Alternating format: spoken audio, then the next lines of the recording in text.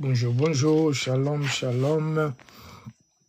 Bonjour à tous, bonjour bien-aimés. Shalom, shalom. Bonjour à tous, shalom.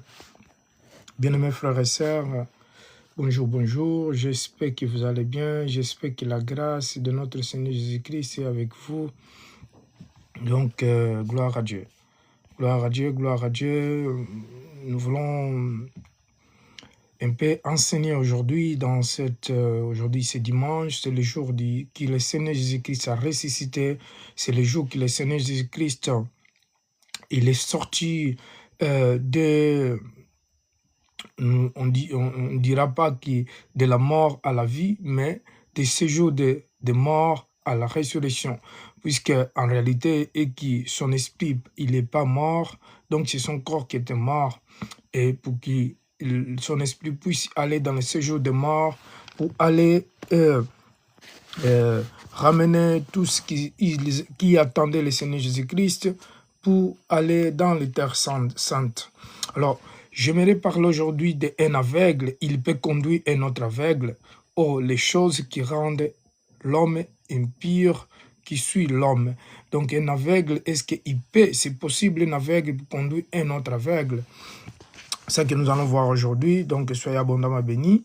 Soyez tous bénis. Que la paix, la grâce de notre Seigneur Jésus-Christ soit avec vous. Donc, bon dimanche à tous d'avance. Et nous allons prier puisque nous ne tarderons pas. Seigneur, nous te rendons grâce, nous te glorifions parce que tu es bon, tu es merveilleux, Seigneur. Merci pour cette occasion que tu nous as donnée, pour cette grâce, Seigneur. Nous te remercions, nous te louons, nous t'exaltons, Seigneur, nous te louvons, te glorificamos. Seigneur, que ton nom soit élevé, soit glorifié, Père. Merci, merci Dieu d'amour, Dieu de miséricorde, pour cette occasion que tu nous as donnée, pour cette grâce et pour la souffle de vie, Seigneur. Merci parce que tu es bon, Seigneur. Toi qui n'as pas épagné ton Fils, Jésus-Christ, Seigneur, tu l'as envoyé à l'humanité, Seigneur, dans le monde, pour qu'il meure sur la croix, pour qu'il puisse nous racheter, Seigneur, des péchés. Merci Seigneur, nous te remercions et nous sommes reconnaissants Seigneur, je suis reconnaissant vers toi, ô Père éternel, Dieu d'amour. Nous bénissons ton nom et aussi ces moments agréables que nous allons parler de ta parole Seigneur. Conduis-nous, dirige-nous Seigneur, dans les noms puissants de Jésus-Christ. Nous détruisons, nous chassons tout ce qui ne vient pas de toi, toute puissance des ténèbres, tout esprit qui se lève contre toi, contre ta parole éternelle. Contre tes oins, contre tes serviteurs, nous détruisons et nous brisons dans les noms puissants de Jésus-Christ. Que la gloire, la grâce et les faveurs, la puissance soient à toi seul, Seigneur, la gloire, toi le véritable Dieu, qui a créé les cieux et la terre dans les noms puissants de Jésus-Christ. Amen. Soyez abondamment bénis. Nous avons quelques minutes, bien-aimés. Comme je disais, nous allons parler alors de un aveugle peut conduire un autre aveugle. C'est ça le titre de nos enseignements aujourd'hui, et puisque nous sommes dans les combats des élus, après nous allons parler et prier quelques minutes à la fin. Un aveugle, est-ce qu'il peut conduire notre aveugle? Et aussi, entre parenthèses, donc les choses qui rendent l'homme impur et qui suit l'homme. Donc, selon les Écritures dans le Matthieu chapitre 15, verset 1, dans la discussion du Seigneur Jésus-Christ avec les pharisiens, le Seigneur il dit, alors les pharisiens, ils sont venus demander au Seigneur Jésus-Christ, dans le Matthieu 15, verset 1, il dit, alors les pharisiens et des spécialistes de la loi viraient de Jérusalem trouver Jésus et dire, pourquoi tes disciples transgressent-ils les traditions des anciens? En effet, ils ne les lavent pas les mains quand ils prennent les repas. Donc, nous allons voir ici les traditions, les pharisiens et les spécialistes de la loi qui verraient à Jérusalem trouver Jésus-Christ. Donc, les pharisiens, c'était des personnes qui étaient hypocrites et qui pensaient qu'ils savaient tout, ils connaissaient la loi de Moïse, ils connaissaient beaucoup de choses, qui se disaient qu'ils étaient des maîtres et qui enseignaient la loi et qui connaissaient certaines choses, pourtant ils ne connaissaient pas la vérité en Jésus-Christ. Et les spécialistes de la loi, c'est qu'ils enseignaient la loi. Comme exemple, on peut parler de Nicodème dans les Nicodème, donc dans les Jean chapitre 3, lorsqu'il vient discuter avec Jésus-Christ la nuit, les pharisiens, les spécialistes de la loi, donc aujourd'hui, il y en a beaucoup de pharisiens, il y en a beaucoup de spécialistes de la loi qui veulent plus apprendre, qui veulent plus connaître la parole de Dieu parce que pour eux, ils connaissent déjà la parole de Dieu et ils savent déjà tout. Alors, ici, le Seigneur Jésus-Christ, et lorsqu'ils disent, ah, mais vous mangez avec ces disciples, ils ne lavent pas les mains, ils ne respectent pas la loi des anciennes, les traditions des anciennes. Donc, ces anciennes, c'est qu'ils étaient avant eux. Un ancien, ce sont des personnes qui ont plus d'expérience. Un ancien, c'est une personne qui a vaincu beaucoup de choses et qui a d'expérience. Et c'est ça qui s'appelle ancienne. Comme nous voyons dans l'Acte d'Apôtres chapitre 6, lorsque les disciples sont choisis les 7 anciennes, les apôtres sont choisis les 7 anciennes pour les nommer des diacres. Et ceux qui étaient remplis du Saint-Esprit. Sauf que dans la loi de Moïse, ces anciens sont spécialistes de la loi. Donc, ce qu'ils sont en train de dire, et ils mélangent en fait les coutumes, les traditions, le rite et la parole de Dieu. C'est pour cela, dans cette discussion, c'est très très important ici. Nous allons voir que dans cette discussion, lorsqu'ils commencent à discuter avec le Seigneur Jésus-Christ, alors, nous allons voir d'abord le mot tradition.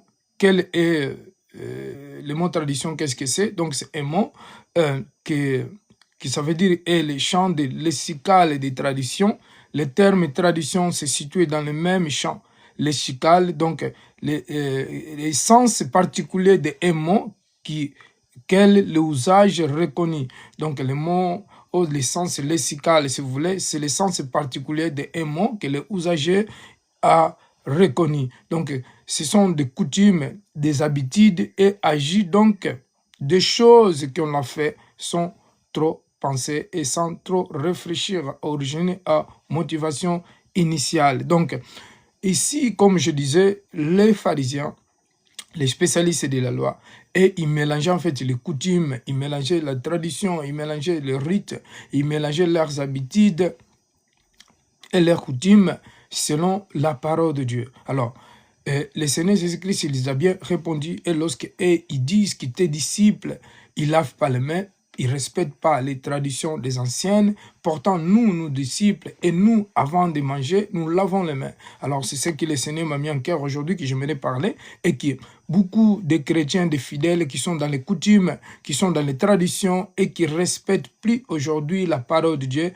et qui sont changés les traditions par les coutumes. Alors, c'est important que nous puissions comprendre cela. Alors, tradition, ce sont des mythes ou des croyances, des rites ou une pratique, ensemble de pratiques. Donc, ce sont des traditions. Les traditions, ce sont des mythes ou des croyances, des rites ou des pratiques.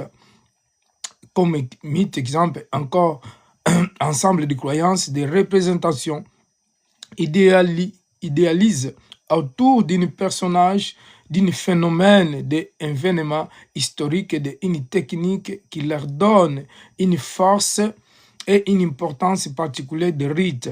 Donc, exemple de Napoléon, exemple de mythe de l'argent. Donc, le mythe, c'est un ensemble de croyances, de représentations idéalisées autour d'un personnage. Donc, nous voyons qu'aujourd'hui, même dans les églises, les gens, ils ramènent les mythes, ils ramènent les coutumes, ils respectent plus les coutumes, les traditions, leurs dogmes. Donc, les habitudes et des héritages, des pratiques, des rites, rituels, des routines, des usages, des dogmes, des coutumes religieux. Aujourd'hui, tout cela, c'était seulement pas dans les temps des disciples, dans le temps de Jésus-Christ. Même aujourd'hui, il y en a beaucoup qui sont dans les rites, dans les dogmes, dans les traditions, dans les coutumes religieuses. Alors, je vais être un peu plus précis pour expliquer un peu plus l'exemple des coutumes et ces traditions religieuses. Alors, en fait, ce sont des choses qui se répètent, répétitives, en fait. Exemple, je vais donner dans le christianisme un exemple. Dans les catholiques, exemple, ils baptisent les enfants. Ils baptisent les morts, ils baptisent les enfants, et comme les morts. En fait, ce sont des rites. Et lui, il peut lire dans la Bible, il peut connaître les mots, exemple, baptême. Mais comme ce sont des rites, ils sont dans les traditions, dans leur tradition de baptiser les enfants, pour eux qui, quand quelqu'un est baptisé, donc cette personne, il est sauvé. Donc, ça devient des rites, ça devient des coutumes. Ce sont des coutumes et des traditions humaines, puisque un baptême, la signification du baptême, c'est immersion. Donc, on peut chercher les mots originaux par lesquels cet mot est écrit, parce que le baptême, c'est un mot qui vient de grec, qui signifie immersion. Quand quelqu'un est baptisé, donc cette personne, il est immergé, il meurt et ressuscite avec Jésus-Christ. Mais comme dans les traditions, et comme exemple, je vais donner un autre exemple, comme ceux qui, des pasteurs, quels que soient des serviteurs de Dieu, qui baptisent les fidèles avec les baptêmes des Père, Fils et le Saint-Esprit. Au contraire, et qui, dans les Actes des Apôtres, lorsque les disciples baptisaient, nous n'allons pas voir en quel verset, en quel moment que les disciples, les apôtres, ils sont en train de baptiser les gens au nom du Fils, du Père et du Saint-Esprit. Donc ça devient aussi une coutume, une tradition que nous allons parler aujourd'hui. Vraiment que Dieu nous aide, parce que Dieu, tout ce qui est écrit dans la Bible, en fait, la parole, derrière de la parole, il y a l'Esprit. Alors c'est pour cela et que lorsqu'on est en train de lire la Bible, nous devons vraiment méditer, examiner ce que nous sommes en train de lire, qu'est-ce qu'il veut nous dire. Les seuls passages et les seuls chapitres qui parlent allez par tout le monde, annoncer la bonne fête toutes les nations mes disciples et baptisez-le au nom du Père, du Fils et du Saint-Esprit. C'est dans les Matthieu 21, c'est Matthieu 28. On va lire cela pour qu'on ne se trompe pas, bien-aimé. Donc, on est en train de parler de rites, de traditions et de coutumes. Donc, c'est important que nous devons comprendre la parole de Dieu, parce que sinon, en fait, nous sommes dans les faussetés. On est en train de mélanger la parole et avec des rites, avec des traditions et des coutumes. Donc, si nous voyons ici dans les Matthieu, où Jésus-Christ, le Seigneur Jésus-Christ, il est en train d'envoyer les disciples. Il dit, faites toutes les nations, donc c'est Matthieu 28, à partir de verset 18 à 19 à 20. Il dit, Jésus s'était approché, leur parla aussi après la résurrection du Seigneur Jésus-Christ, tout pouvoir m'a été donné dans le ciel et sur la terre. Allez, faites toutes les nations des disciples, les baptisant au nom du Père, du Fils et du Saint-Esprit. Enseignez-le à observer tout ce que je vous ai prescrit et voici, je suis avec vous tous les jours jusqu'à la fin du monde. Donc, pourquoi le Seigneur Jésus-Christ, il avait donné cet ordre, il avait dit aux disciples que tout le pouvoir m'était donné dans le ciel et sur la terre. Allez, faites toutes les nations des disciples et les baptisant au nom du Père, du Fils et du Saint-Esprit. Est-ce que le Seigneur Jésus-Christ, ce qu'il a dit ici, il était... Le Seigneur, est-ce qu'il a donné ça comme une loi ou comme une obligation d'aller baptiser au nom du Père, du Fils et du Saint-Esprit?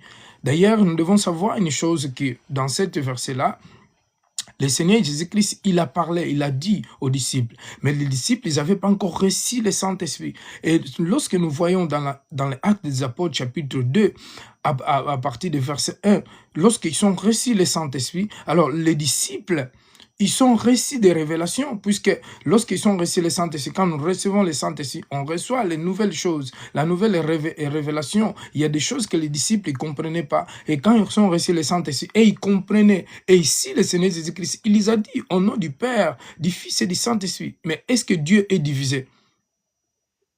Ça, je vous demande cela. Je demande ceux qui baptisent au nom du Père, du Fils et du Saint-Esprit. Est-ce que Dieu est divisé? C'est la raison pour laquelle, alors, les disciples, si nous voyons dans l'Acte des Apôtres, chapitre 8, Philippe baptise au nom de Jésus-Christ, Acte des Apôtres 10, Acte des Apôtres 8, et plusieurs autres versets, Paul, dans l'Acte des Apôtres 19, donc, il baptise au nom de Jésus-Christ. Pourquoi alors au nom de Jésus-Christ? Si nous baptisons, moi, si je baptise au nom de Jésus-Christ, en tant qu'apôtre et ministre de Christ, parce que selon Actes des Apôtres chapitre 4, verset 12, que c'est le nom de Jésus-Christ qui nous était donné. C'est le seul nom qui nous était donné dans les ciels, sur la terre et sur la terre. Donc, c'est un nom, c'est par lequel nous devons avoir la vie éternelle. Le nom de Jésus-Christ, c'est le nom qui sauve, c'est le nom qui pardonne des péchés, c'est le nom qui nous a liberté de la mort à la vie. C'est le nom de la rédemption qui nous a donné la vie, qui nous a rendu libres. C'est le nom de Jésus-Christ, en fait. Parce que si quelqu'un accepte au nom du Père, du Fils et du Saint-Esprit, le Seigneur Jésus-Christ, je ne crois pas qu'il vraiment il peut recevoir le nom de Jésus. Parce que Dieu, il n'est pas divisé. Dieu, c'est un seul Dieu, en fait. Un seul Christ, un seul Dieu, un seul Seigneur qui y a son Fils, qui est la parole. Dieu est sa parole. Comme Jésus lui-même disait, moi, le Père, nous sommes un. Alors, si nous baptisons au nom du Père, du Fils et du Saint-Esprit, c'est que nous n'avons pas la révélation du nom de Jésus-Christ. C'est que nous n'avons pas la révélation. C'est quoi le nom de Jésus-Christ? C'est quoi? Qu'est-ce que ça veut dire? Parce que le nom de Jésus-Christ, c'est-à-dire le nom qui sauve.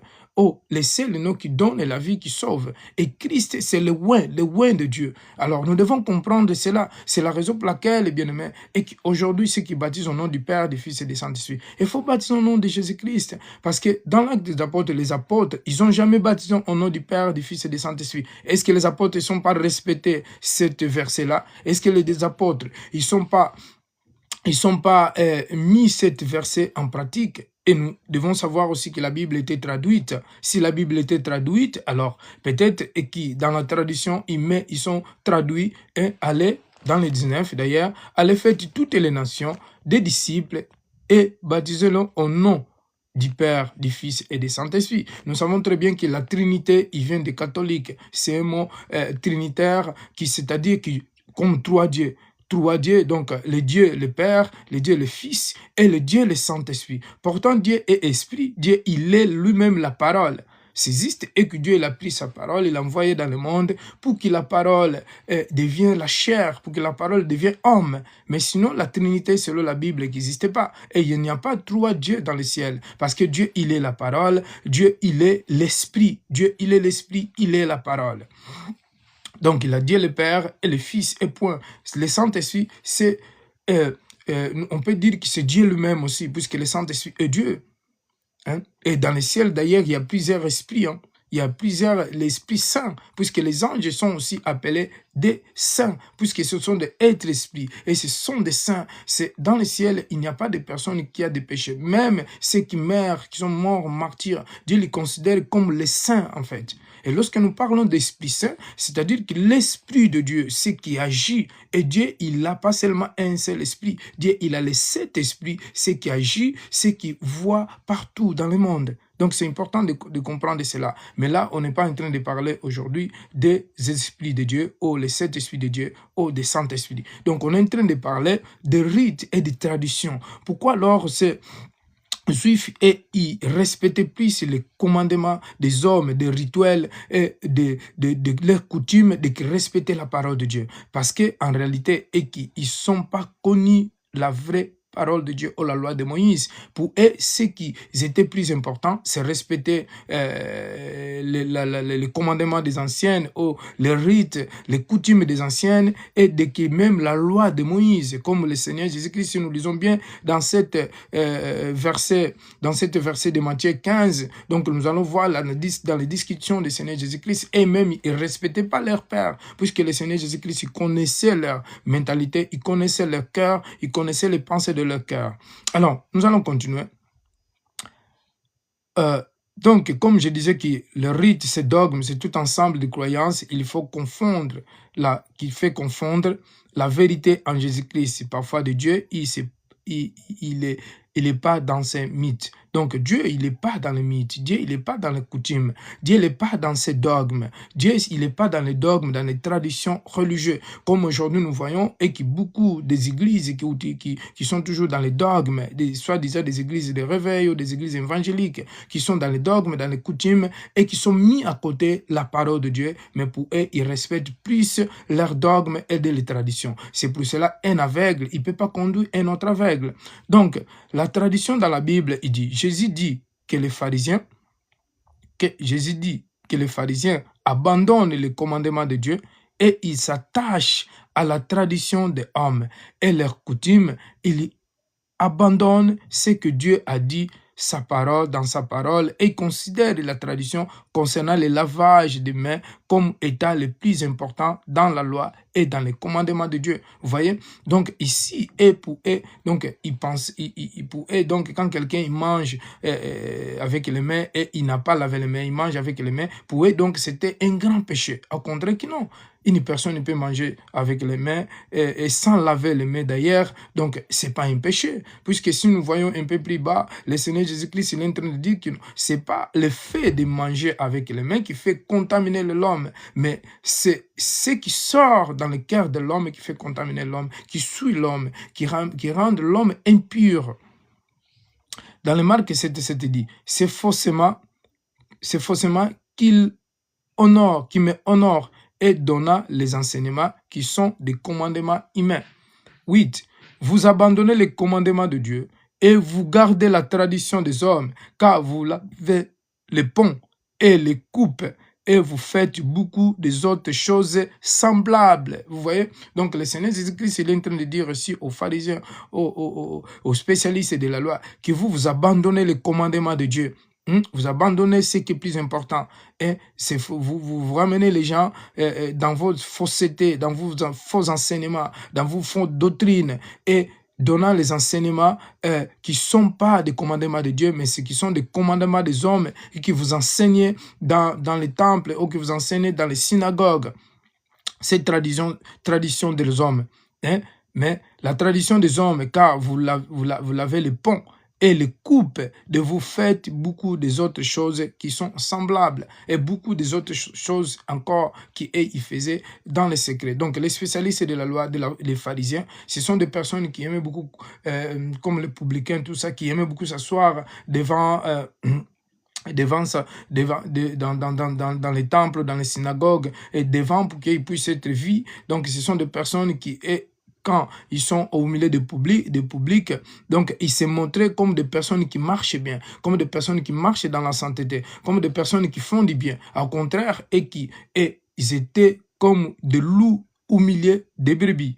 Donc la tradition annulée les commandements de Dieu. Donc les traditions, quand l'Église, il est dans les traditions, ces traditions, ils annulent les commandements de Dieu par l'enseignement des hommes. Donc dans le latin, le mot tradition, si vous voulez, il dit du latin trade. Le mot tradition, c'est trade, remettre, livrer, qui a donné tradition, action de transmettre et tradition, traité par tradition, on doit entendre.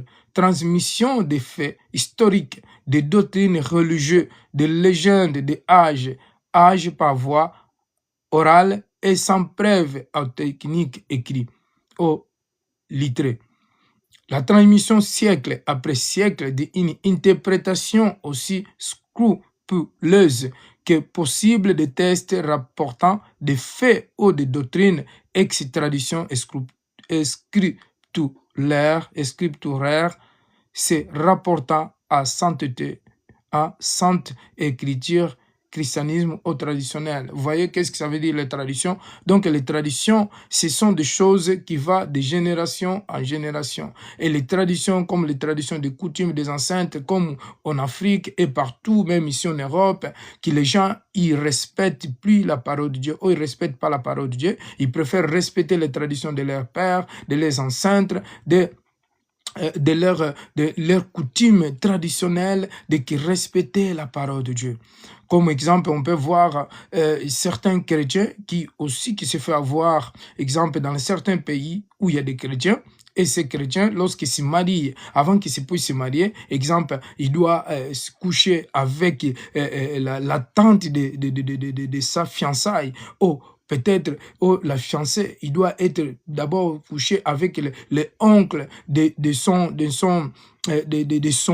fiancé pour qu'il puisse voir s'il est vierge ou non. Donc tout cela, ce sont des traditions. Et nous, en tant que chrétiens, on ne peut pas ramener les traditions dans l'église. Comme encore une fois, comme je disais autrefois, qu'il y a beaucoup de musulmans, quel que soit un hindou, quel que soit un musulman, quel que soit un païen, lorsque c'est un gentil, si vous voulez, lorsqu'ils se convertissent au christianisme, donc il doit abandonner tout ce qu'il était, tout ce qu'il avait comme un marabout, exemple, lorsqu'il accepte Jésus en tant que Seigneur Sauveur, il doit abandonner le maraboutage, il doit abandonner les traditions, les coutumes et tout ce qui n'est pas biblique, comme Paul l'avait fait. Lorsque Paul, dans les Galates chapitre 1, il se convertit, Paul, il est en train de dire qu'il était...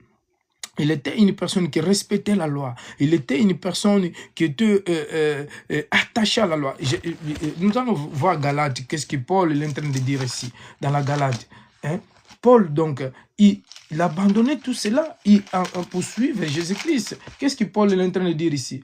Paul, l'apôtre non de la part des hommes, ni de la part ni par les hommes, mais par Jésus-Christ, Dieu le Père, qui l'a ressuscité des morts, et tous frères qui sont avec moi, aux églises de Galates, que la grâce et la paix vous soient données de la part de Dieu Père, le Père de notre Seigneur Jésus-Christ, qui s'est donné lui-même pour nous pécher, afin de nous racheter du présent siècle manouvaille selon la volonté de notre Dieu et Père, à qui soit la gloire au siècle des siècles. Donc, je me tourne que vous détournez si promettez de celui qui vous appelait par la grâce en Christ. Donc, si nous lisons ici, Paul est dans la Galate 2, hein, dans les Galates 2 et Galates 3. Donc, on peut voir Paul, il est en train de parler de lui, comment il s'est converti, comment il a abandonné tout cela pour suivre Christ. Donc, Paul, il a abandonné les coutumes, il a abandonné la loi juive pour qu'il puisse suivre Jésus-Christ, la loi du judaïsme. Et lui qui persécutait les chrétiens, lui qui allait persécuter les chrétiens pour les ramener en prison, pour qu'ils soient tués, soient emprisonnés. Et lorsqu'il a accepté Jésus comme Seigneur Sauveur, il a abandonné toutes ces coutumes, toutes ces traditions. Parce que sinon, c'est ça que la Bible est en train de dire. Un aveugle, il ne peut pas conduire un autre aveugle. Donc, dans le Matthieu chapitre 15, verset 3, il dit, Matthieu 15, verset 3, il dit, il répondit, et vous, pourquoi transgressez-vous les commandements de Dieu au profit de votre tradition? En effet, Dieu a dit, honorer ton père et ta mère, et celui qui maudira son père ou sa mère sera puni de mort. Vous voyez, et même ils ne respectaient pas, ils n'honoraient pas leurs parents, puisque Seigneur Jésus-Christ, il est en train de dire ici, vous transgressez aussi la loi de Dieu, puisque la Bible dit, la parole de Dieu, la loi de Dieu, il dit, il faut honorer ton père et ta mère, et celui qui maudira son père ou sa mère sera puni de mort, Donc, et dans les Matthieu 15, 5, il dit, mais d'après vous, celui qui dira à son père ou à sa mère, c'est dont j'aurais pu d'assister une offrande à Dieu. Et dans les Matthieu 15, 6, il dit, n'est pas tenu honorer son père ou sa mère. Vous annulez aussi la parole de Dieu au profit de vos traditions. Vous voyez? Donc, quand la Bible est en train de dire ici, donc et ils annulaient en fait les commandements de Dieu en honorant leurs traditions. Et ils préféraient honorer leurs traditions, ils préféraient honorer les traditions des anciennes et de ne pas respecter la parole de Dieu, puisqu'ils n'honoraient pas leurs parents, ils n'honoraient pas son père et sa mère. Donc, dans les définitions des traditions en grec, qui signifie paradoxie. Donc, paradoxie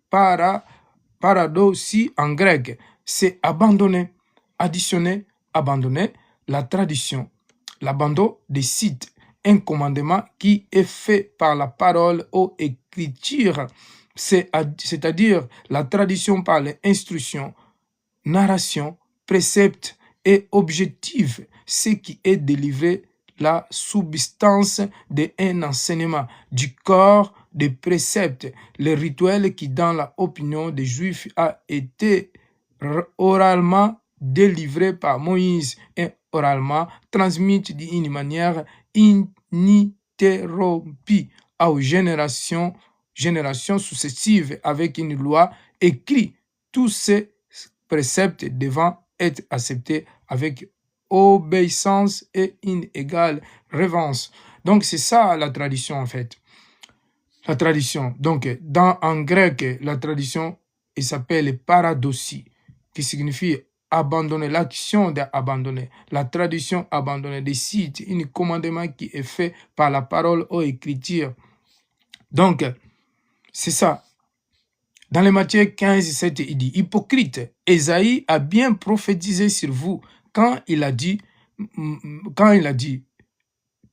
8, ces peuples prétendent approcher de moi et me honorent de lèvres, mais son cœur est éloigné de moi. C'est ça qui se passe aujourd'hui. Donc, il y en a beaucoup qui sont dans les traditions, qui sont dans les coutumes, pourtant leur cœur est éloigné de Dieu. Donc, leur cœur, il n'est pas à Dieu. Parce que quand quelqu'un s'attache aux coutumes, aux traditions, comme j'ai déjà dit tout à l'heure, comme exemple un musulman, un bouddhiste et hindou qui se convertissent comme un juif, qui acceptent Jésus-Christ en tant que Seigneur et Sauveur, et ils ne laissent pas leur tradition, leurs coutumes religieuses de là où il était avant. Donc, en fait, il ne peut pas honorer Dieu. Et Christ, il n'est pas dans son cœur. Parce que pour que Christ puisse naître dans notre cœur, alors nous devons abandonner ce qu'on était avant, ce qu'on faisait avant. C'est comme une personne qui vient dans le monde, il accepte Jésus-Christ aujourd'hui comme Seigneur et Sauveur. Et cette personne, il a encore de la haine, il a encore de la colère, il a encore beaucoup de choses dans son cœur. Comment alors Christ peut habiter dans ton cœur si tu as encore,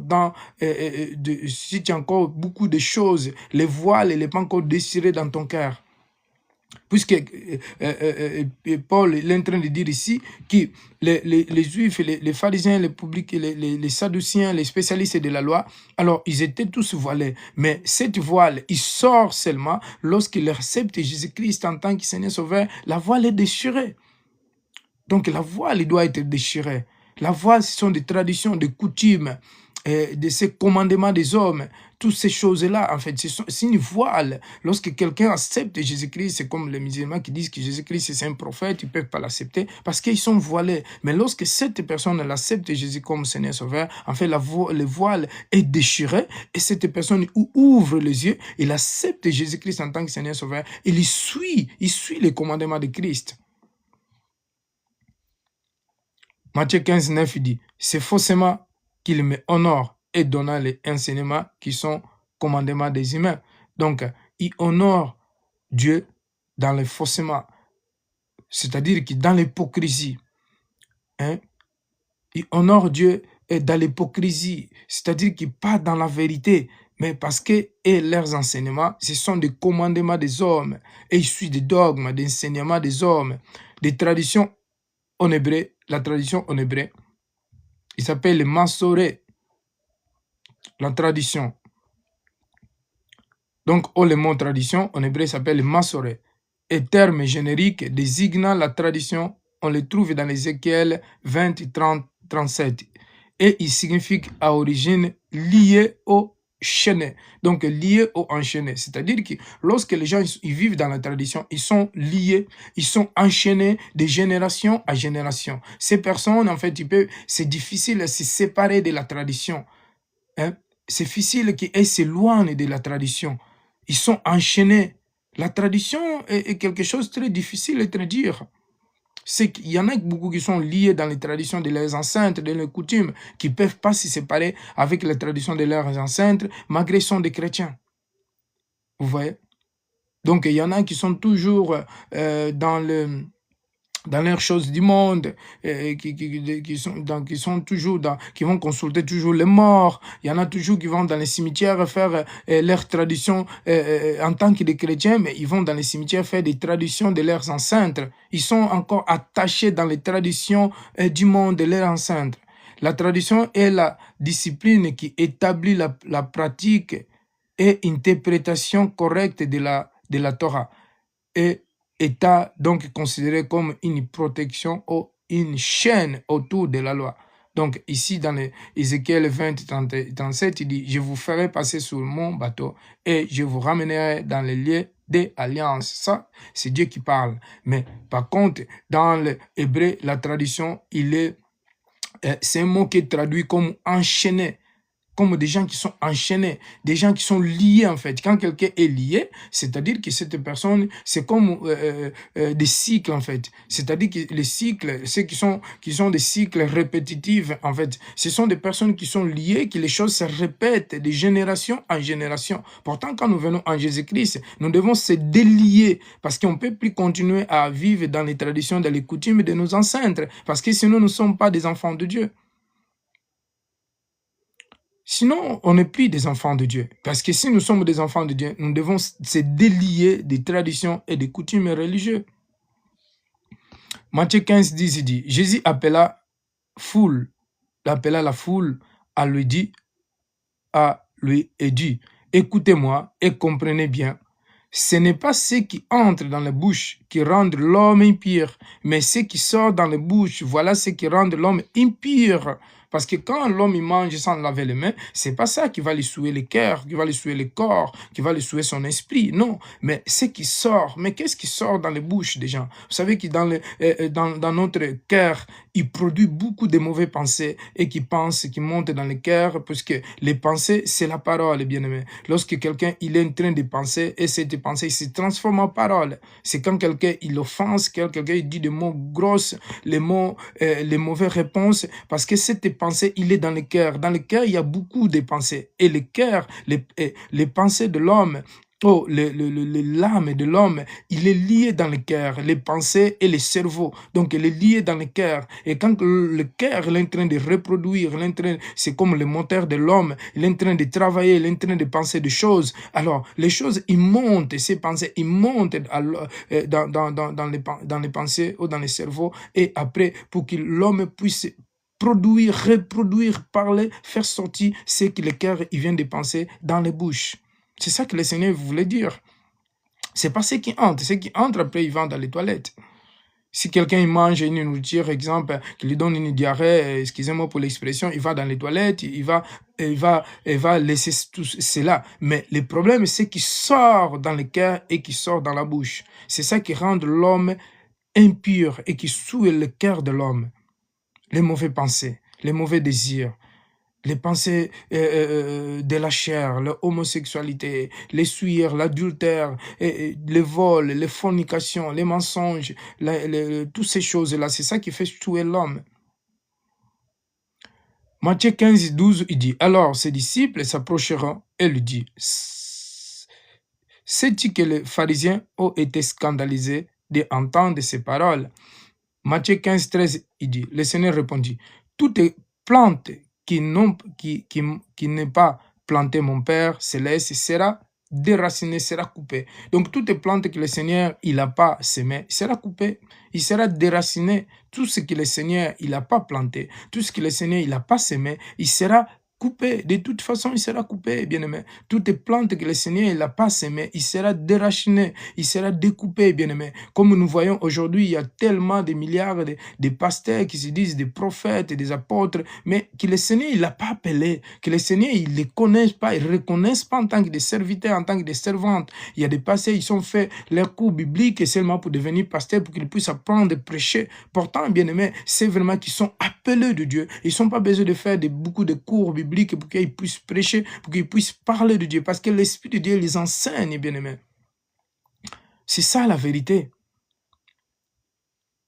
Donc, toutes les plantes, nous devons savoir que toutes plantes, tout arbre que le Seigneur, il n'a pas planté, donc il sera déraciné, il sera coupé pour être jeté dans le feu. Donc, Jean chapitre 15, c'est ça la référence.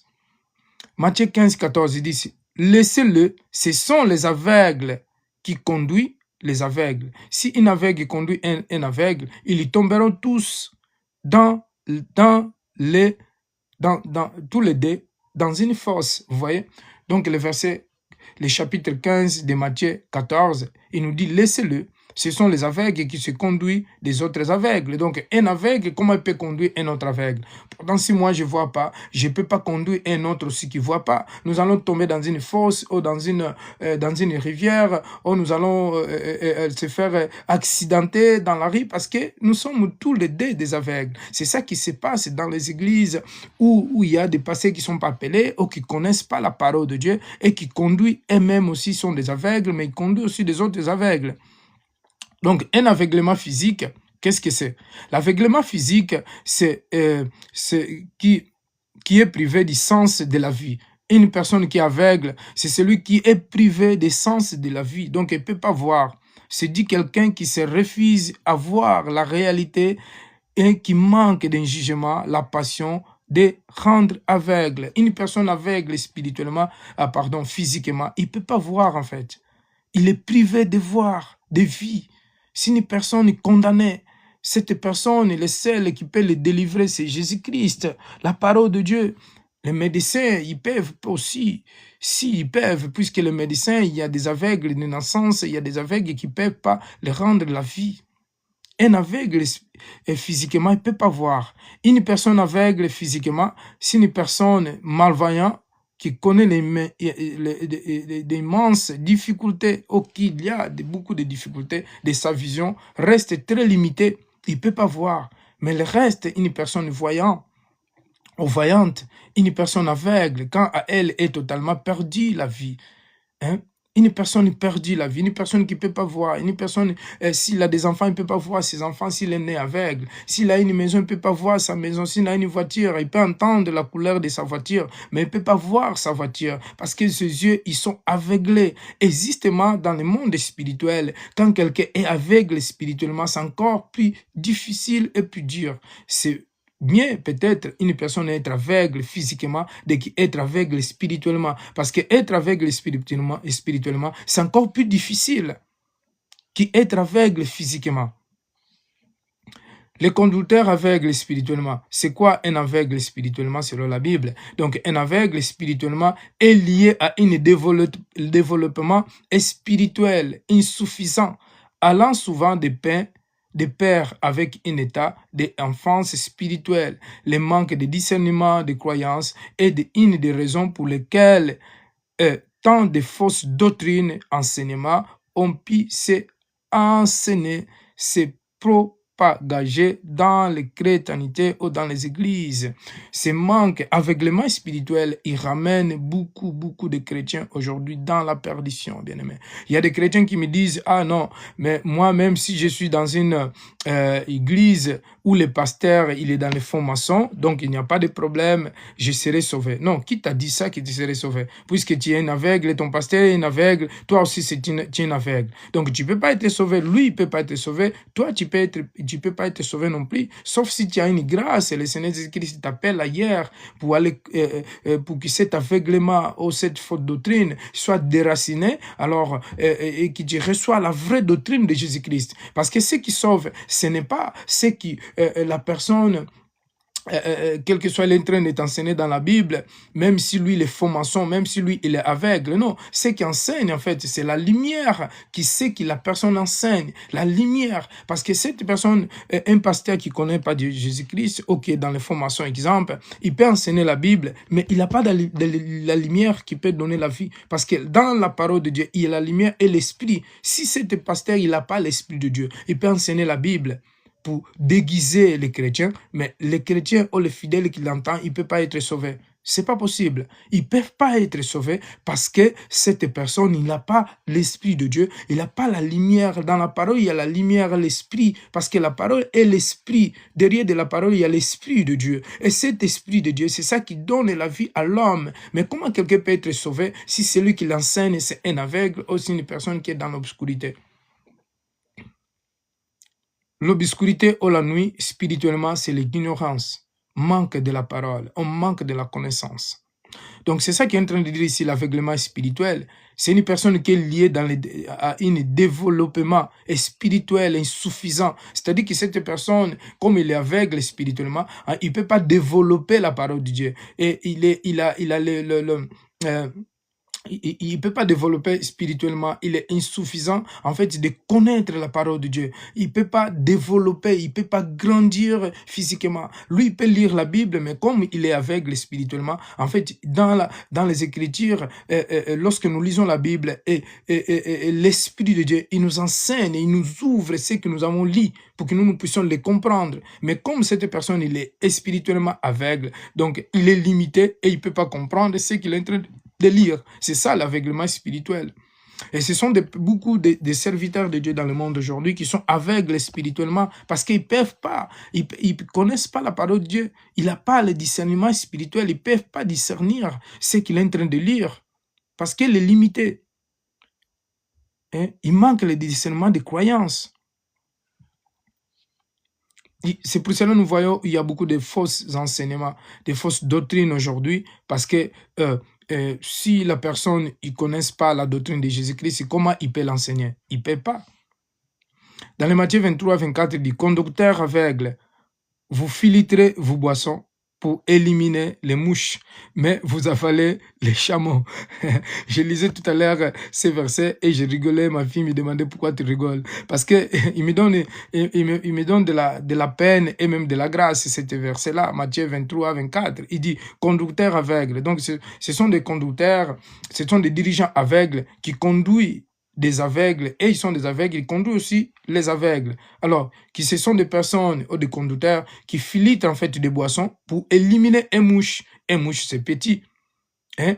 Pourtant, ils avalent un chameau. Donc, et éliminent ce qui est petit, ce qui élimine, il devrait éliminer, pardon, ce qui est grand, mais il élimine ce qui est petit, et ce qui est grand, c'est ce qu'ils avalent. C'est lorsque nous filtrons de l'eau, lorsque je suis en train de filtrer de l'eau, donc je vais filtrer ce qui est plus grand, pour que je ne vale pas les choses sont plus grandes, mais les choses trop petit, donc dans l'eau, donc je ne peux pas l'éliminer, parce que le rasoir qui élimine de l'eau, donc il y a des choses que lui, il est limité, il ne peut pas éliminer. Mais pourtant ici, la Bible est en train de dire ici, et il élimine le mouche qui est plus petit, mais ils avalent un chameau qui est plus grand. Bien aimé. Donc, les grands fardeaux, si nous devons comprendre cela, en réalité, les conducteurs aveugles, c'est un aveuglement spirituel, c'est très dangereux, très dangereux, et ramène à la mort. Il ramène l'église à la mort, il ramène ceux qui le suivent à la mort, il ramène les pasteurs à la mort, il les ramène. C'est pour cela, c'est pas bien de suivre n'importe quoi, n'importe qui dans les YouTube, dans les internets, et vraiment, et c'est important de demander la sagesse et l'intelligence à Dieu et à ces personnes que nous suivons. Même si tu vas dans une église, c'est important de connaître ton pasteur. C'est important de le connaître qui il est, la personne qui nous enseigne la parole de Dieu. Matthieu 23, 25, il dit, je vais terminer là, « Malheur à vous, spécialistes de la loi et pharisiens, hypocrites, parce que vous nettoyez l'extérieur de la coupe et du plan, alors que l'intérieur, ce sont les pleins de produits de vous vol et de vous accès, bien-aimés. » Vous voyez? Donc, l'aveuglement spirituel des leaders religieux aujourd'hui amène à la fatalité des âmes. La fatalité, les fatalismes, ce sont des doctrines de ceux qui attribuent tout au destin, bien-aimés. Donc, je vais rester là et je parlerai un peu plus de fatalité. L'aveuglement spirituel. Donc, malheur à vous, spécialistes de la loi. C'est ça que le Seigneur Jésus-Christ est en train de dire ici. Malheur à vous, les spécialistes de la loi. Et les pharisiens, hypocrites, parce que vous nettoyez l'extérieur. Hein? Et l'extérieur, on nettoie, la personne s'habille bien, il est propre, il nettoie, il fait bien les barbes. Et cette personne, comme il est propre, il y en a qui s'habillent en blanc parce qu'ils pensent qu'en s'habillant en blanc, donc il est propre dans son intérieur. Pourtant, Dieu, il ne regarde même pas à l'extérieur. Oui, on peut être propre à l'intérieur, à l'extérieur. Mais à l'intérieur, c'est là où le plus important, où il y a le cœur. Là où il y a le cœur, où il y a l'esprit. C'est là où Dieu garde, à l'intérieur de l'homme. Et il dit, parce que vous nettoyez à l'intérieur, à l'extérieur de la coupe et du plan. Alors que à l'intérieur, ils sont pleins de produits. Ils sont pleins de mal, ils sont pleins de saleté, ils sont pleins de souillure, hein, de vous volez et vous excès de table, excès de drogue, d'alcool, de rancune, vous faites beaucoup de bêtises, tout cela se caché et à l'intérieur il est propre. Et les gens ils voient que non, ils sont vraiment des spécialistes de la loi. Comme certains pasteurs qui sont dans les formations, donc lui il cache qu'il est dans les formations. Mais quand il vient à l'église, il est bien habillé, il parle de Jésus, il a sa Bible et tout ça. Et les gens ils voient que non, c'est vraiment un bon pasteur. Pourtant, il est dans les formations, il est dans les kabbales, ou il est dans les magies. Il va consulter les magiciens, il va consulter les marabouts et il vient faire tomber les gens dans l'église parce qu'il dit que non, c'est la puissance de Dieu. Bien aimé. Mais ce que nous devons connaître, moi j'enseigne en tant qu'apôtre de Dieu, alors Dieu, il nous ramènera à un jugement. Rien qui est caché et qui sera ouvert, rien qui est caché et qui sera à vie, qui sera vie dans les superficies, qui sera ramené à la superficie, bien aimé. Donc tout ce qui est caché, il sera vie. Un jour, Dieu, il va ramener tout ce qui est caché à la superficie. Pour terminer là, alors, je vais terminer quand même dans l'aveuglement spirituel de l'idole. L'aveuglement et spirituelle des leaders religieux aujourd'hui amène à la fatalité des âmes. Donc, qu'est-ce que c'est la fatalisme ou la fatalité religieuse? Donc, ce sont des doctrines, ceux qui attribuent tous au destin. Il se dit aussi de la doctrine de ceux qui peuvent que tout ait été réglé ou résolu d'avance par Dieu d'une manière absolue et il n'est rien laissé au libre arbitre des hommes. La fatalité règne dans la religion, quel que soit dans l'islam, quel que soit dans le christianisme, dans toutes les religions, la fatalité il règne. Ce sont des personnes qui disent que non, Dieu il a tout fait. Donc Dieu ne nous a pas donné libre arbitre, Dieu il a tout fait, Dieu nous a destiné qu'on va mourir, Dieu nous a destiné qu'il n'y a plus de salut. Bien aimé, Dieu il nous a donné bien sûr le libre arbitre de croire ou non croire, le libre arbitre d'accepter ou non accepter. Mais Dieu est celui qui change le destin. C'est lui qui peut changer le destin de quelqu'un. Quelqu'un qui était destiné pour la mort. Alors Dieu il peut changer sa destinée pour la vie, bien-aimé. Quelqu'un qui était destiné pour mourir pauvre. Mais Dieu peut changer sa destinée pour qu'il puisse alors mourir riche, des riches, aux milliardaires, des milliardaires. Bien-aimé. Les gens, il se met une barrière. Il dit que non, moi, mes parents, ils sont morts pauvres. Moi aussi, je mourrai pauvre. Oui, tu mourras pauvre puisque c'est toi qui dis, mais parce que tu n'as pas confiance en Jésus-Christ. Parce que tu ne crois pas que Jésus-Christ peut changer ta destinée. Jésus-Christ peut changer ta vie. Jésus-Christ peut changer ce que tu es. Si tu n'enfantes pas aujourd'hui, Christ peut te donner des enfants. Parce que tout est possible à lui. Si bien aimé, tu es dans la pauvreté, tu n'as pas de travail, tu as des papiers, tu ne peux pas enfanter. Mais Jésus-Christ, c'est celui qui donne les enfants, des triples, qui donne les jumeaux, des triples, des jumelles, des jumeaux, bien-aimés. Il n'a rien d'impossible à Dieu.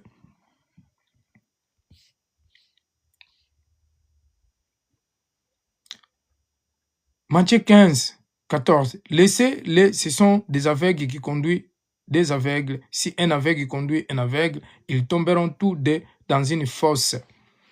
Matthieu 23, 24. Conducteur aveugle.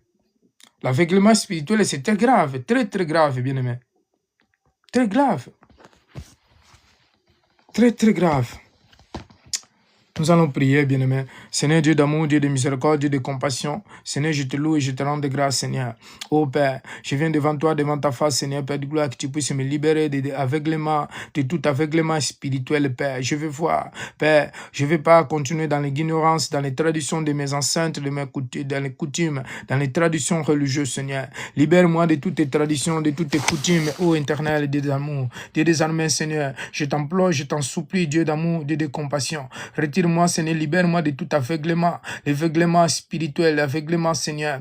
Oh Père, de toutes tes limitations, Père, que je ne sois pas limité. Seigneur, donne-moi le discernement de comprendre ta parole, ô éternel, Dieu d'amour, Dieu de miséricorde. Seigneur, tu es le Dieu de Dieu, Père. Oh Père, Seigneur, Dieu d'amour, touche, Seigneur, ton peuple, touche, Seigneur, ceux qui sont aveugles, les conducteurs aveugles, Seigneur, car la Bible dit, Seigneur, un aveugle ne peut pas conduire un autre aveugle, ils vont tous tomber dans une fosse, Père. Seigneur, ne laisse pas, Seigneur, Père de gloire, que je sois aveugle, que je continue à être aveugle, Seigneur.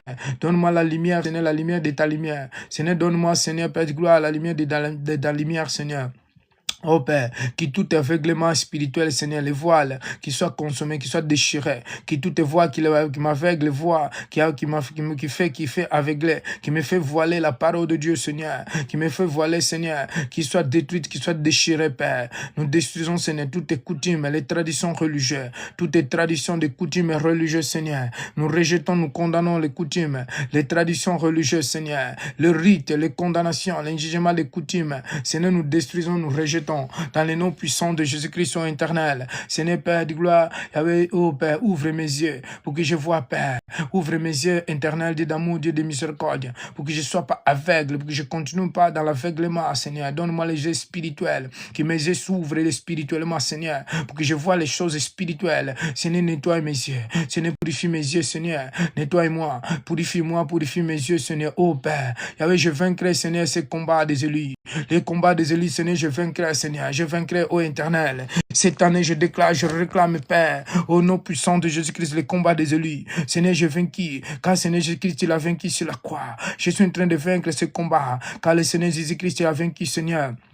Oh Père, retire-moi dans les obscurités, dans l'ignorance éternelle, dans l'ignorance, dans l'aveuglement spirituel, Père. Au nom puissant de Jésus-Christ, Seigneur, qui me voile, Seigneur, qui me sépare, Seigneur, des lieux saints, des lieux saints, des lieux très saints, des lieux saints et des lieux très saints, Seigneur, Père de gloire, qui soient déchirés. Père, que les voiles soient déchirés, Seigneur, les voiles d'aveuglement, qui soient déchirés. Au nom puissant de Jésus-Christ, que les voiles soient déchirés. Au nom puissant de Jésus-Christ, les voiles soient déchirés, Père. Seigneur, je me libère, Père, de toutes les voiles, des voiles qui m'aveuglent, qui aveuglent mon cœur, qui aveuglent mes yeux, mon intelligence, Seigneur, qui me ramènent dans les coutumes, dans les traditions de mes ancêtres, les traditions que j'ai abandonnées, les traditions, Père, de gloire, que j'ai laissées, que j'ai abandonnées, Père, au nom puissant de Jésus-Christ, Seigneur. Lave mon cœur, Seigneur, que mon cœur soit pur, que mon cœur soit purifié, mes yeux, mon cœur, mon esprit, mon corps, mon âme soient purifiés, Seigneur. Purifie mon âme éternelle, purifie mon cœur, Seigneur, purifie mon âme, Seigneur, purifie mon cœur éternel, Dieu d'amour, Dieu de miséricorde, sanctifie-moi. Seigneur, purifie-moi parce que tu es pur, tu es saint, Seigneur.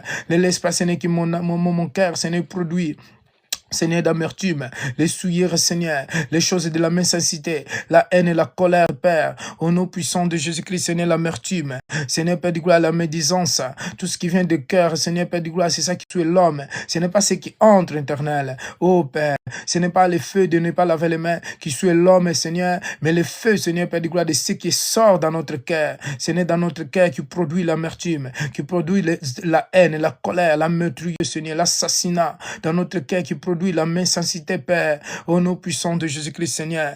Libère-moi, Père, de toute méchanceté. Libère-moi de la haine et de la colère, Père, de la haine, de la colère, de la méchanceté, Seigneur. Libère-moi, Seigneur, Père de gloire, de la masturbation, de toutes choses, Seigneur, que le cœur produise, Seigneur. Les malheurs, les mauvaises pensées. Ô éternel, Seigneur, purifie mon intérieur, que mon intérieur soit purifié, Seigneur. Au nom puissant de Jésus-Christ, Seigneur, purifie mon intérieur. Seigneur, purifie-moi. Seigneur, lave mon intérieur. Seigneur, purifie-moi, éternel. Au nom puissant de Jésus-Christ, Seigneur, que mon intérieur soit purifié, soit lavé par le sang de Jésus-Christ, Seigneur.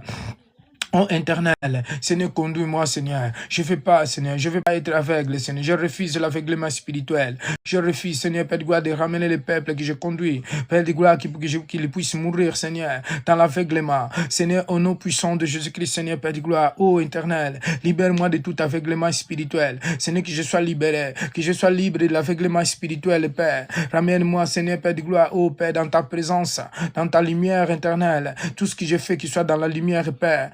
Au nom puissant de Jésus-Christ, Seigneur. Ô Père éternel, Seigneur, Père de gloire, pour que ton peuple soit sauvé, Seigneur. Amène-moi, Seigneur, dans la lumière éternelle, dans la lumière, Seigneur, que tout aveuglement, Seigneur, Père de gloire, qui soit banni, l'aveuglement spirituel, Seigneur, je le condamne, Seigneur, je me libère, Seigneur, de toutes les voiles, que les voiles obscuritaires, toutes les voiles noires, Seigneur, qui étaient mises dans mes yeux, Seigneur, Père de gloire, qui soient déchirées, qui soient brûlées, qui soient déchirées, les voiles, Seigneur, qui empêchent pour que je ne vois pas les choses spirituelles, au nom puissant de Jésus-Christ, Seigneur, que mes yeux s'ouvrent, Seigneur, dans le monde spirituel, au nom puissant de Jésus-Christ, ô Saint-Esprit, Seigneur, tout ce qui était qui empêche pour que je ne vois pas les choses spirituelles, au nom puissant de Dieu, qui soit consommé, tout ce que l'ennemi a mis dans mes yeux, pour que je sois aveugle, pour que je ne puisse pas voir, au nom puissant de Jésus-Christ, Père, je refuse l'aveuglement spirituel, je refuse, Seigneur, ô éternel, conduis-moi, Seigneur, dirige-moi, Seigneur, conduis-moi, Seigneur, pour que je vois les choses spirituelles, pour que je vois, je refuse d'être aveugle, Père, je refuse l'aveuglement spirituel, Seigneur, je refuse, Seigneur, Père de gloire, l'aveuglement spirituel éternel, je refuse, Père, au nom puissant de Jésus-Christ, Seigneur, car, Père, si je suis aveugle, je ne peux pas conduire. Un aveugle, Père, nous tomberons nous tous, Seigneur, dans une fosse. Seigneur, je t'implore, je t'en supplie, Seigneur.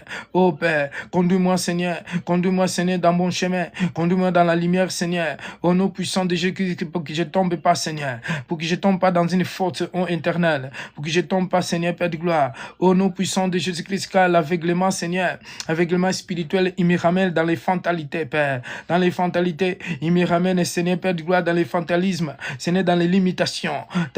limitation, Père. Au nom puissant de Jésus-Christ, Seigneur, la limitation,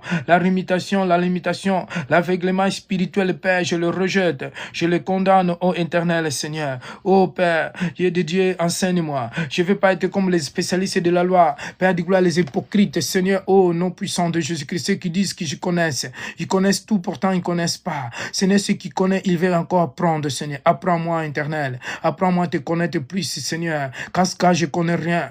Père, je ne connais rien, je ne sais rien, Seigneur. Je vais apprendre de toi, Père. Seigneur, ouvre mes yeux, ouvre mon intelligence. Donne-moi sagesse, intelligence pour que je puisse comprendre ta parole. Seigneur, donne-moi sagesse, intelligence, Seigneur. Je vais apprendre de toi, éternel. Je veux connaître ta parole plus, Seigneur. Enseigne-moi. Seigneur, enseigne-moi. Je vais connaître ta parole. Enseigne-moi, Seigneur, apprends-moi. Apprends-moi ta parole, Seigneur. Oh, je refuse l'aveuglement. Je refuse, Seigneur, Père de gloire, d'être comme spécialiste de la loi.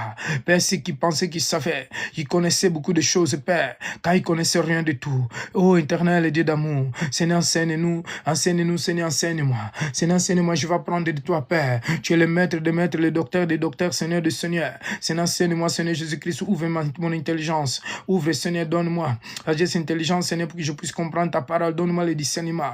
Seigneur, donne-moi le discernement, Seigneur, de comprendre ta parole, le discernement, de discerner le temps, de discerner ta parole, Seigneur, la sagesse, intelligence, Seigneur, de comprendre ta parole, Seigneur, la sagesse, intelligence, le discernement, la sagesse, l'intelligence, au nom puissant de Jésus-Christ éternel, désormais. Seigneur, enseigne-moi, Seigneur. Oh Dieu fidèle, Dieu vivant, Dieu puissant. Enseigne-moi, Père. Enseigne-moi ta parole, Seigneur. Au nom puissant de Jésus-Christ, Seigneur, enseigne-moi. Enseigne-moi, Seigneur, je refuse l'aveuglement. Seigneur, je refuse. Je refuse l'hypocrisie, l'aveuglement, Seigneur, spirituel. Au nom puissant de Jésus-Christ, Seigneur, je refuse cela. Oh Père, Seigneur, je suis. Seigneur, aide-moi. Seigneur, aide-moi, éternel, désormais. Aide-moi, Père. Je t'implore, je t'en supplie, dans les noms puissants de Jésus-Christ. Oh, Dieu de Dieu, Dieu de Dieu, Dieu vivant, Dieu puissant, Seigneur. Nous t'implorons, nous t'en supplions. Seigneur, aide-moi, Seigneur, au nom puissant de Jésus-Christ. Merci, éternel, merci pour déchirer ma voile. Les voiles qui étaient dans mes yeux, Seigneur, Seigneur. Merci, Seigneur, pour m'avoir approché, pour m'avoir passé dans les lieux saints et des lieux très saints. Dans les lieux saints et des lieux très saints, Seigneur. Où je vais connaître plus de toi, Seigneur Jésus. Révèle-moi à toi, Seigneur, jour et nuit. Seigneur, révèle-moi ta parole, la connaissance. Donne-moi la connaissance, Seigneur, le discernement, la connaissance, la sagesse, l'intelligence, Seigneur. Que je puisse connaître ta parole, Seigneur. Merci Dieu d'amour, je te loue, je te rends de grâce, je te remercie. Merci pour toutes choses, merci pour ta grâce éternelle. Sois élevé, sois glorifié. Merci Dieu, le Dieu de Dieu. C'est toi la gloire, c'est toi la puissance, au nom puissant de Jésus-Christ. Merci Seigneur Jésus-Christ pour ton amour, merci pour ta parole, merci Seigneur pour nous avoir enseigné. Merci Seigneur, conduis-nous, dirige-nous Seigneur, qui ne laisse pas Seigneur que nous soyons aveugles, pour que nous puissions conduire aussi des autres aveugles. Seigneur, un aveugle ne peut pas conduire un autre aveugle, Seigneur, mais celui qui voit, Seigneur, celui qui voit spirituellement, qui n'est pas aveugle, peut conduire un aveugle, Seigneur, pour le ramener dans un bon chemin. Mais un aveugle, s'il conduit un autre aveugle, ils vont tomber tous dans une fosse ou dans une mer, ou ils vont tomber dans un grand trou, Seigneur. Merci Dieu d'amour, Dieu de miséricorde. Je te remercie, je te loue, au nom puissant de Jésus-Christ. Amen. Soyez bénis, bien-aimés. Que Dieu vous abençoe. Soyez bénis. Donc, notre thème, c'était un aveugle ne peut pas conduire un autre aveugle.